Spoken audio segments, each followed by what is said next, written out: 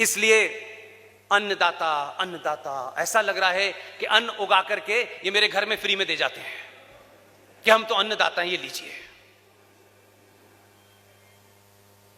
मैं एक सवाल आपसे और पूछता हूं, अन्नदाता की बहुत बार बात होती है, अन्नदाता ने ऐसा और अन्नदाता ने वैसा। हमारे यहां क्या अजब बात है, जो बुजुर्ग हैं वो जरा सोचें इस बात को। दान का मतलब क्या होता है? जब आप किसी को कोई चीज दान कर देते हैं तो क्या उससे हिसाब लेते हैं? नहीं लेते ना, उससे तो कभी हिसाब ही नहीं लेते। वो क्यों हिसाब देगा? आपने उसे दान कर दी। रोज तो नहीं पूछते कि भाई मैंने तुझे जो कल एक साइकिल दान दी थी वो कैसी है, ये तो नहीं पूछते। तो आपको कैसे मूर्ख बनाया गया?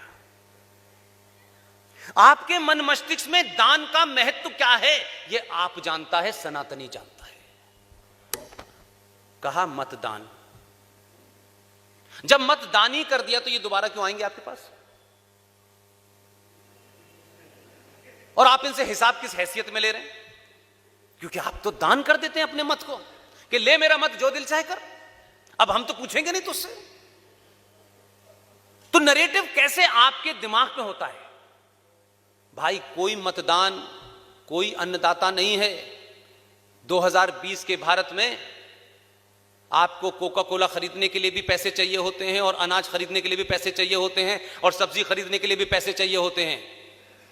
और पैसे आप मेहनत से कमाते हैं, भारत सरकार को टैक्स देते हैं, उस टैक्स से उनको बिजली फ्री मिलती है, उस टैक्स से उनको सब्सिडी मिलती है।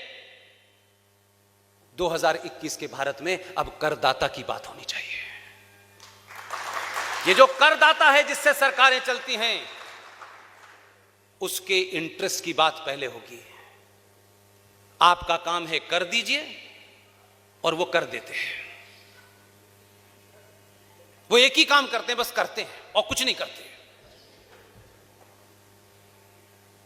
स्लोगन चला, हम दो हमारे दो, हम दो हमारे दो। कोई कानून बना था? दीवारों पे लिखी हुई बातों को आप आत्मसात कर लेते हैं। आप तो ऐसे भोले लोग हैं। पूरी की पूरी दीवारों पे लिखा रहता था, आप दिल्ली से पटना तक जाइए, हम दो हमारे दो, हम दो हमारे दो। पढ़ते पढ़ते पढ़ते पढ़ते लोगों को पता चला नहीं कोई कानून बन गया है। आपने हम दो हमारे दो कर दिए। आप सामर्थ्यवान हैं तब भी आपने किया। लेकिन जिनका एजेंडा ऊंट पे बैठ के हिंदुस्तान आए थे, उन्होंने कहा हम दो, बाकी तुम गिन लो।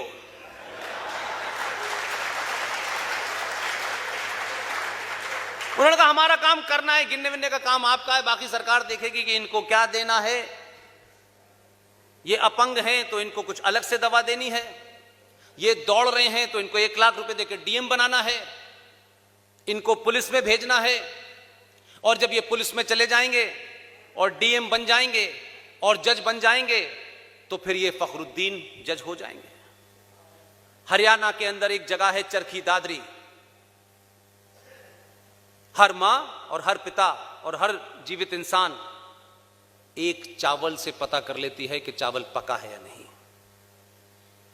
फखरुद्दीन नाम का जज भारत सरकार की तनख्वाह लेता है। चरखी दादरी में डिस्ट्रिक्ट जज था।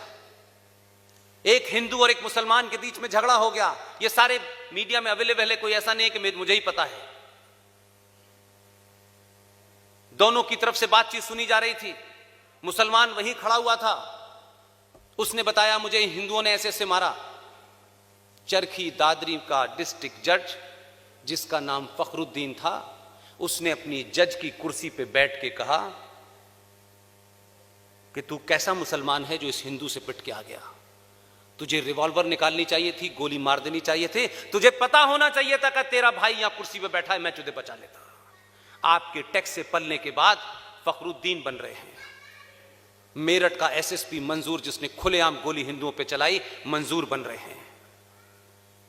ये जो योजनाएं चल रही हैं कि हम तुम्हें अपनी योजनाओं से तुम्हें इतना ताकतवर बनाएंगे कि भारत तेरे टुकड़े होंगे, इंशाल्लाह इंशाल्लाह। गैंग चलेगा, शर्जील इमाम चलेगा, जो भारत के आसाम के टुकड़े को अलग करने का ख्वाब पालेगा और खुलेआम दिल्ली में कहेगा और मेरे और आपके टैक्स से 10 रुपए के कमरे में जेएनयू में रहेगा। ये बंद होना चाहिए। झगड़ा किसी के खिलाफ नहीं है, झगड़ा इस बात के खिलाफ है कि कौन राष्ट्र के साथ है और कौन राष्ट्र के खिलाफ है।